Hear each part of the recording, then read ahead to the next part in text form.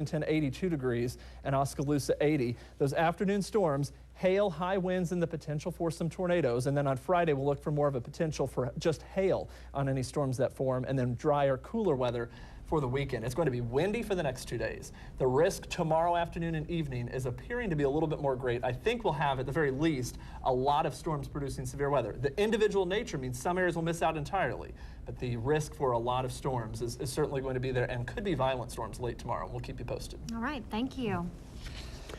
Well, in the midst of a highly publicized investigation into rape allegations against members of the Duke University lacrosse team, the team's coach stepped down today. Coach Mike Pressler's resignation comes after the unsealing of a search warrant. It details an email allegedly sent by a player in which he threatens to kill strippers and skin them. An exotic dancer claims she was raped by 3 members of the team at an off-campus house party last month. Investigators are awaiting the results of DNA tests of players.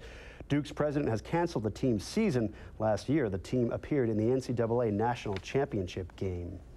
A tape from the cockpit of a plane that crashed on 9/11 will help decide whether al-Qaeda conspirator Zacarias Moussaoui will die. The tape comes from Flight 93 that crashed in Pennsylvania. It will be played for the first time in public as part of Moussaoui's sentencing trial. Jurors will decide whether he deserves death or life in prison for his role in 9/11. A Homeland Security Department spokesman is in jail tonight, accused of trying to lure a 14-year-old girl over the internet. Brian Doyle had a court hearing in Washington today after being arrested Tuesday night. Police say Doyle sent pornographic material and explicit messages to an undercover agent posing as a 14-year-old girl. Friends and family say they are shocked about his arrest. I can't believe that. He really was a fine, upstanding man, everything I knew about him. Department officials say Doyle is on unpaid leave and has had his security clearance, employee badge, and facility access suspended. Federal aviation officials today asked Congress to intervene in a bitter contract dispute with the nation's 14,000 air traffic controllers. The head of the Federal Aviation Administration says final offers were exchanged last night, but the parties are too far apart on pay.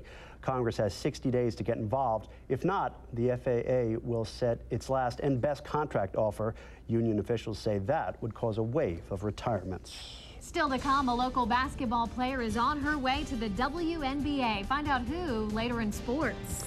Plus, when these people should be grabbing some Z's, they're reaching for Twinkies and Oreos. Coming up, we have more on this nocturnal noshing. Stay with us.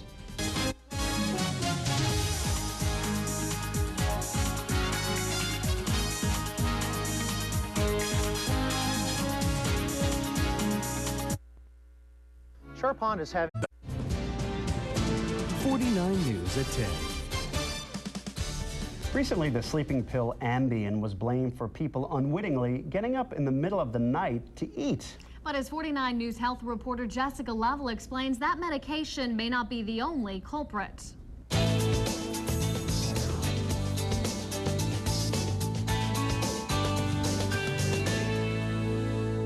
Bill Leditor says he used to get up 2 to 3 times a night to snack in his sleep. In the morning, I would go to the sink and find out that I had eaten ice cream or something and really didn't have a recollection of it. Though his weight stayed pretty much the same, the lack of Z's left him exhausted. I'm not sure why I was doing it. Researchers at the University of Pennsylvania say it could be one of several reasons. For instance, bad eating habits can trigger night eating syndrome. People oftentimes don't eat breakfast. They might eat a lunch, although that might even be delayed, and they'll eat 25% or more of their food after the evening meal. Depression and stress have been associated with night eating, and in a recent study, Dr. Lundgren linked it to alcohol abuse and obesity. Obese people actually had 5 times the likelihood of meeting criteria for night eating syndrome compared to normal weight individuals. In another study, doctors wanted to see if an antidepressant could curb nocturnal noshing. These are drugs that affect serotonin, and they can help depression, but also other conditions like anxiety disorders, and now it looks like night eating syndrome. Dr. O'Riordan says 70% of participants showed improvement of their symptoms. Of those who get better with the medication, 50% will get better the first 4 weeks, but the other 50% is in the second 4 weeks. Bill took part in the study. I sleep much better now than I did then. I now sleep straight through pretty much from about 11 till 7 in the morning. As for night eating, he's no longer losing sleep over it. Jessica Lovell, 49 News. Between 1% and 2% of Americans have night eating syndrome. Some doctors are using the medication Zoloft to treat patients with the disorder. Tonight, a man who sued the maker of Vioxx is awarded $4.5 million. A New Jersey jury found Merck liable for John McDarby's heart attack. The man's attorney calls the victory against drug maker Merck, quote, a victory for 100,000 Americans who had heart attacks from Vioxx. Well, coming up, a Washburn basketball star is taking her game to the next level. Find out who. Also ahead, line 'em up. Heartland Park gives the green light on their drag racing season. What racers are burning rubber tonight? Sports is next.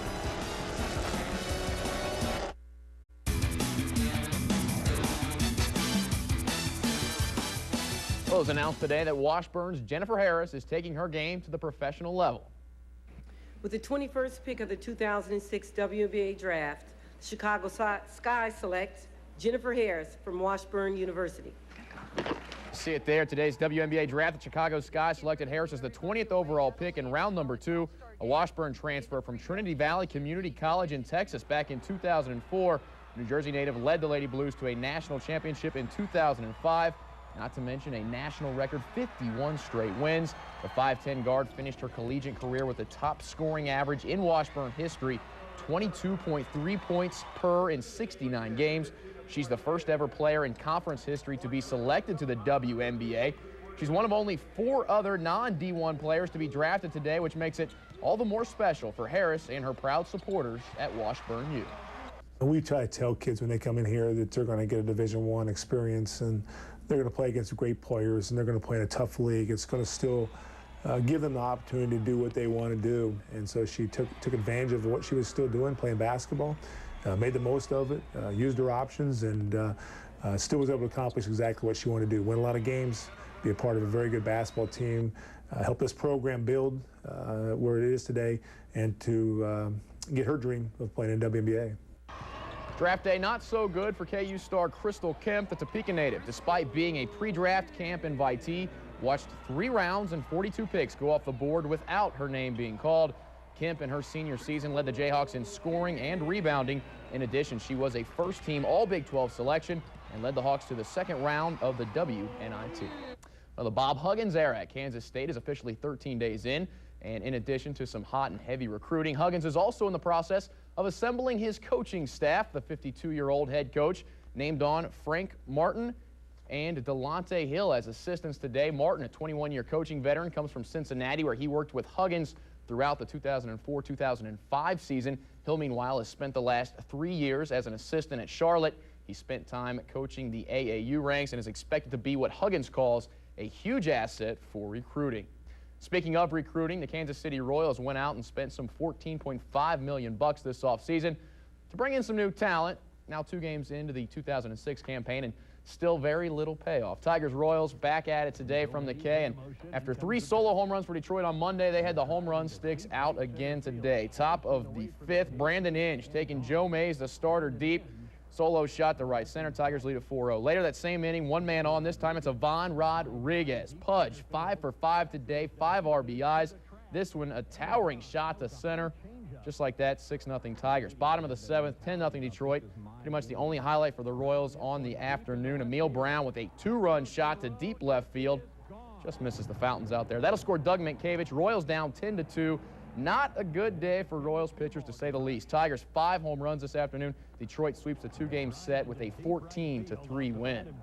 All right, racing right along. Heartland Park dropped the green flag on their drag racing season this evening.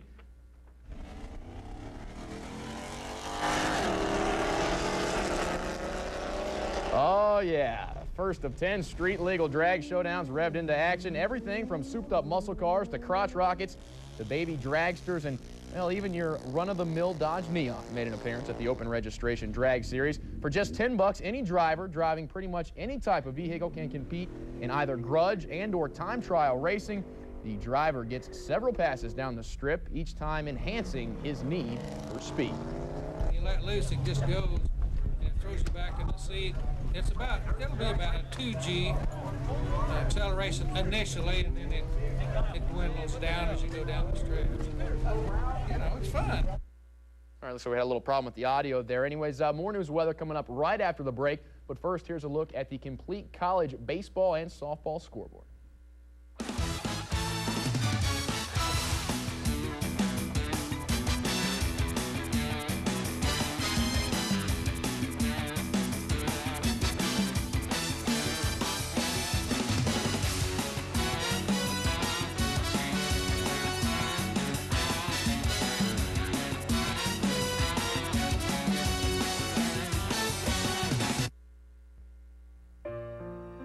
We made an appointment with Penwell Gable, and with the simplicity of one call, they helped us select a funeral plan that was right for us.